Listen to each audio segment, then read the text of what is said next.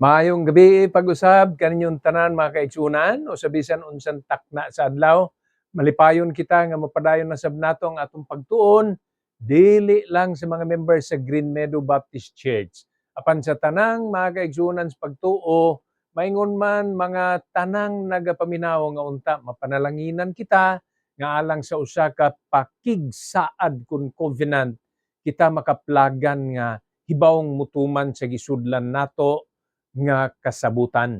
Ginaila nato ang kamatuoran nga alang sa usa ka pakigsaad ang duha ka bahin kinahanglan matinumanon sa pagtuman sa ilang papel.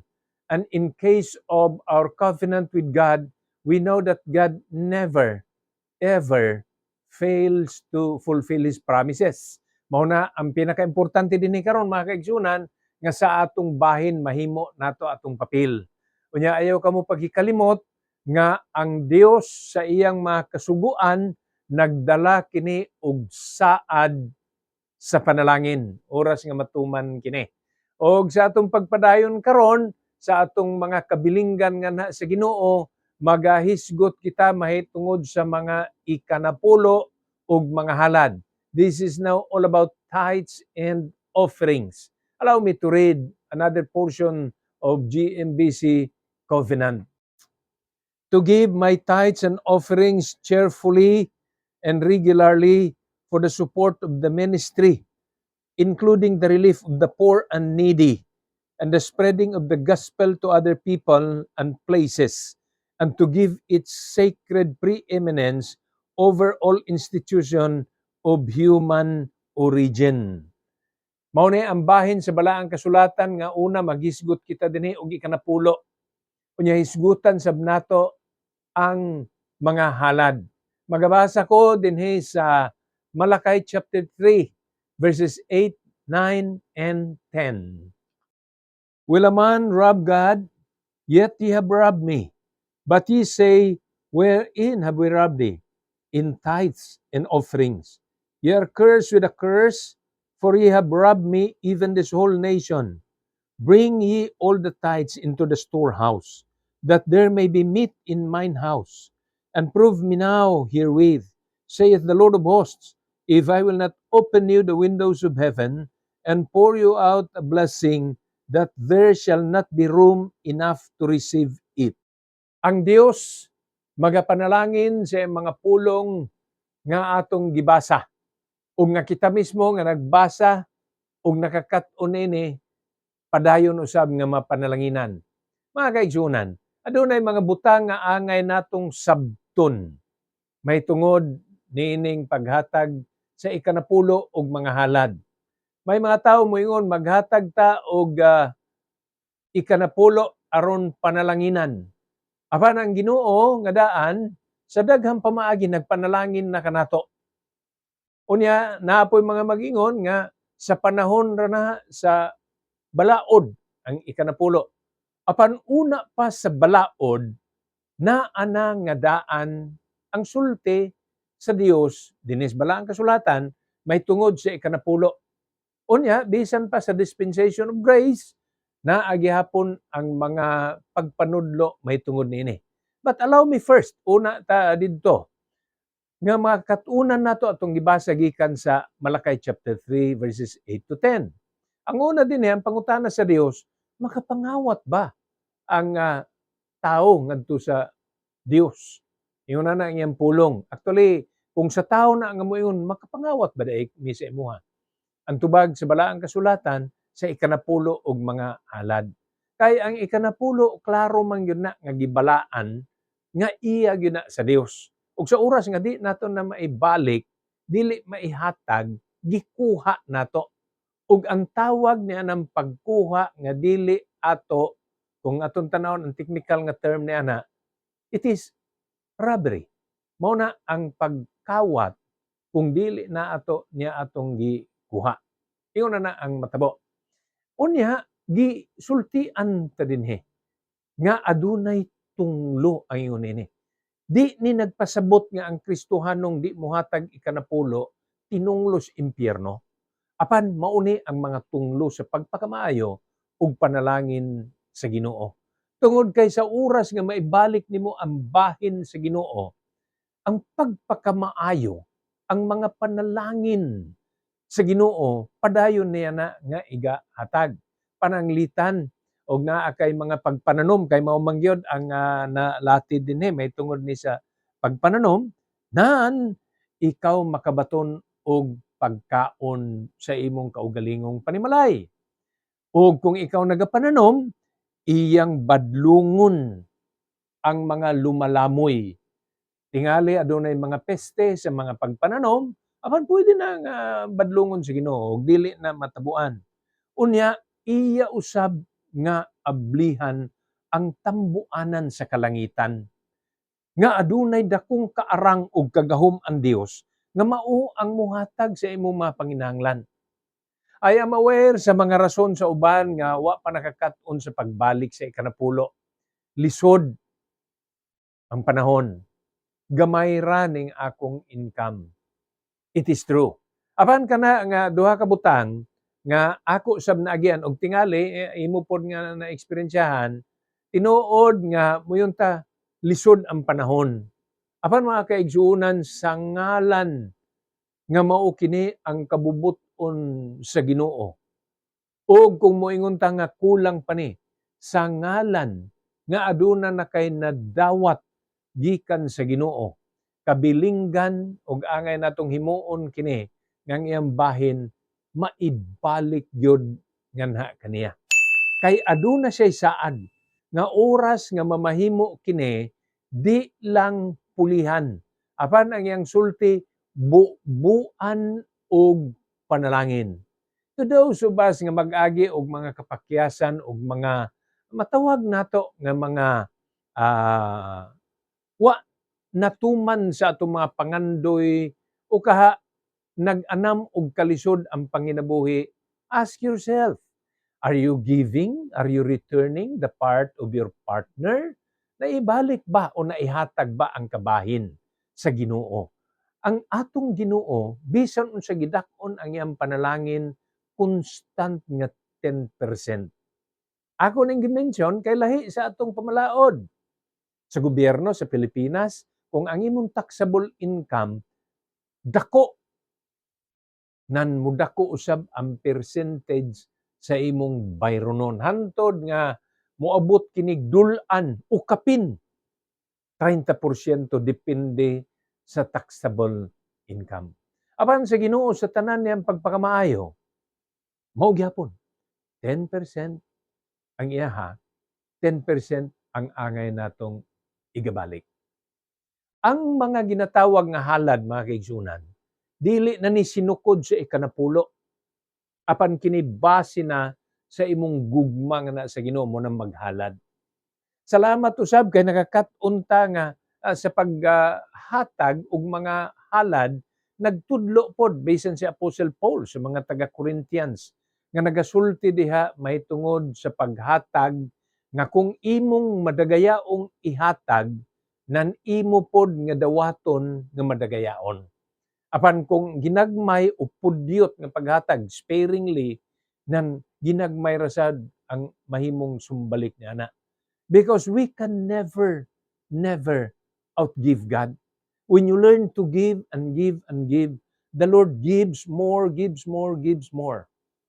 We can never outgive Him. Ug mo na ang maayo nga una niya kita i-require nga ibalik kaniya iyang bahin siya daan naghatag na. Og ang tao gisaaran usab niya. Sugo ni apan adunay saad sa dugang pangpanalangin nga mamahimo or moabot og madawat sa matinumanon. Karon naapod kadtong na-mention ako ganiha nga Old Testament. Sa balaang kasulatan mga kaigsuonan, bisan og dili very clear nga moingon ihatag kini apan dunay sugo. Sa Matthew chapter 23 verse 23 nagaingon, "Woe unto you, scribes and Pharisees, hypocrites, for ye pay tithe of mint and anise and cumin, and have omitted the weightier matters of the law, judgment, mercy, and faith. This ought ye to have done, and not to leave the other undone. Mga kaigsunan, during the ministry of our Lord Jesus Christ, He met and He ministered to those who are keepers of the temple. O mao ni ang mga Parisiyo, mao ni ang mga skribo, sila dito mao ang nagabantay, nagatiman sa templo. Nan kining mga tawhana inila dili man tanan dunay na-mention sa balaang kasulatan Nicodemus, Parisiyo gihapon. Apan inila kining Nicodemus nga miduol gyud sa atong Ginoo. Ang grupo however sa Parisi, inila sila mao ning mga hipokrito. Mag-pray gani sila, mangita gyud og lugar nga asa makita sa daghang tawo nya didto mag-ampo, unya tag-as kaayo og ampo, kana mailan ba? Klaro nga ang ilang tuyo lang diha, tao mo'y makita og dili mahimaya ang Dios. Ug mismo si Ginoong Kristo nga labang magtutudlo, nibadlong usa ka higayon kanila. Muna giingnan sila, alaot kamo. That word, woo, alaot ang iyang pasabot. Alaot kamo mga skribo ug mga Parisiyo. Kay ang ila naman hinuon dinhi, naga-tights man tinuod sa ilang sa mga halad nga madawat nila sa anis, ginaingon sa balaang kasulatan, and then mint, and then cumin. Na ang mga ikanapulo, ila pong ginabalik. Ang mga pastors ang ngayan po nga mag-tithe. Mao na nga bisag nabuhi ang usa ka alagad sa Ginoo sa mga ikanapulo, sa Bible na po na ginatawag tithe of the tithes. Ang mga Libitahanon nga nabuhi tungod sa mga ikanapulo, ang ngayon sa gihapon nga muhatag og ikanapulo. Apan dinhi na specialize na. Amo ni akong gamiton nga term. Didto na ang focus, maka-tithes lang okay na sa tanan. Ay ang atong Ginoong Kristo nga labaw nasayod sa tinguha sa kasing-kasing, andam nga muhatag kanilang pagtulunan. Mga abli o openly or brazenly nga musupak-supak man gyud ni sila kay Ginoong Hesus, sila sad gidiretso og sulti. Munang giingnan sila, woe unto you. Og ang paabot nga ni sa ilaha, hypocrites. Mga hipokrito nagpaka-aron ingnon. Nagahatag og ikanapulo, apan wala na ang mga butang nga judgment, wa na ang mercy, wala na ang faith. Now we know nga kining mga butanga mas bugat kini. Judgment, mercy, and faith. Pananglitan, ang tao wala gyud say nadawat. Wa gyud sab siya maihatag nga ikanapulo. Karong Domingo wa ko'y nadawat, wa ko'y igahatag karong Sunday. Kung mayon ko nga mas bugat tungod kay ingonana ang sitwasyon. Naay Domingo nga di ko makahatag ikanapulo, pero maningkamot ko makahatag og halad. Kini karon mahimong simana ni nga dunay sweldo, madawat wala. Ang faith, mercy, judgment, kinahanglang naagyod pirmi. Mao na nga si Ginoong Hesus nag-ingon, gibuhat ninyo ang paghatag ikanapulo. Apan nalimtan ang pagkamatarong. Maingon man ang hustisya, maingon man ang kaluoy, maingon man ang pagtuo, ang iyang sumpay sa last. Inyo na yung paghimuon gyapon. Dili nga wa nay tithing. Pero dili kalimtan ang uban. There is judgment, there is mercy, there is faith, there is also tithing. It is not to leave the other undone. Busa, sa usa ka nagatuon sa balaang kasulatan, makita gyapon nato nga bisan sa New Testament, si Jesus tinguha gyud gihapon niya nga tumanon ang kabalauranan ug mao kini ang nabahin sa kasuguan sa aton Dios nga isa sa ka pamaagi nga mapailan niya. Ingon pang uban, mubayad ba ta sa atong taxes o dili? Misiyas na gyud ang gipangutana ha. Apan ingon si Jesus, pamingwit ditong isda. Ang una nimong mabingwitan nga isda, ablihim ba dunay kwarta diha motong ibayad. Iya gyapon gituman bisan ang taxes. Ug mao ni mga kaigsunan nga sa sugo sa atong Ginoo nga ihatag dad-a actually bring ye all the tithes into the storehouse. Unta makaplagan ta nga aduna gyud pagtuman ini. Unsa man ang katuyuan dinhi? Ayaw og padala sa mga istorya nga kana mao nay pangwarta ni pastor, kana mao nay gamiton ni mga ingon ni ana. Una dinhi for the relief of the poor. Ang atong mga ikanapulo og mga halad apil na sa kinatibuk ang ginabuhat og ministry sa church. Support for the ministry and then support for the spreading of the gospel. Every church aduna gyud programa, aduna gyud ministry sa pagpakaylap sa maayong balita. Og pinaagi sa mga ikanapulo og mga halad, ang halad para sa missions, naatay local missions kani mga ni adini sa atong lugar. Naatay ginatawag foreign missions, support na sa mga missionaries to the foreign lands. Ang atong mga offering sa atong Sunday school, kana ginagamit sa katuyuan nga padayon ang operation sa church o ang iyang ginabuhat nga mapakaylap ang maayong balita ngadto sa uban. Tinuod nga libre ang ato nga mga tracts, salamat kay na ana. Pero dihay time na malitag basahon.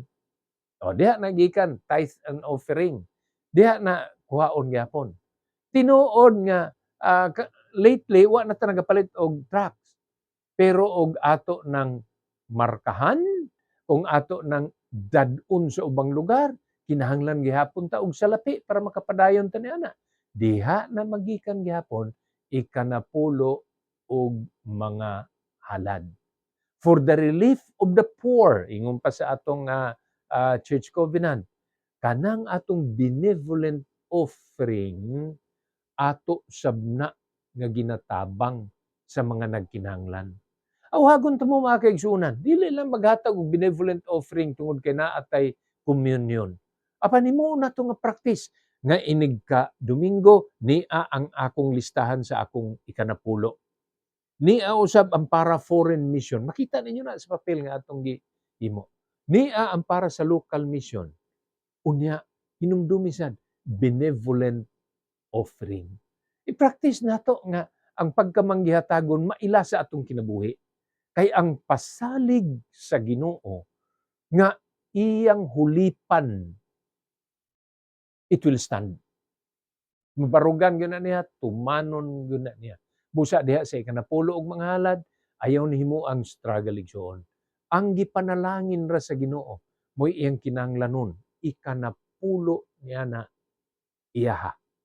Asa ka nagakaon sa pulong sa Ginoo, asa ka na miyembro, diha nimo na ihatag unya ang saad sa Ginoo para nimo bubuan ang tambuanan sa kalangitan. Panalanginan pagyud ikaw, unya hasta imong testimonyo. You shall be called a delightsome land. Unta dili ta maila, Kristohano man unta ni, pero ang tanaw ga ilaid man sa kalisod. Atong i-practice ang gustong pagbalik sa bahin sa Ginoo, halad para sa Ginoo, and allow God in His own time and in His own way to supply our daily needs. Ikanapulo og mga halad, sugo sa Dios nga atong ihatag, atong ibalik sa ikanapulo, inubanan sa saad sa dugang pang panalangin. Ang Dios magapanalangin kanaton tanan. To God be the glory and shalom.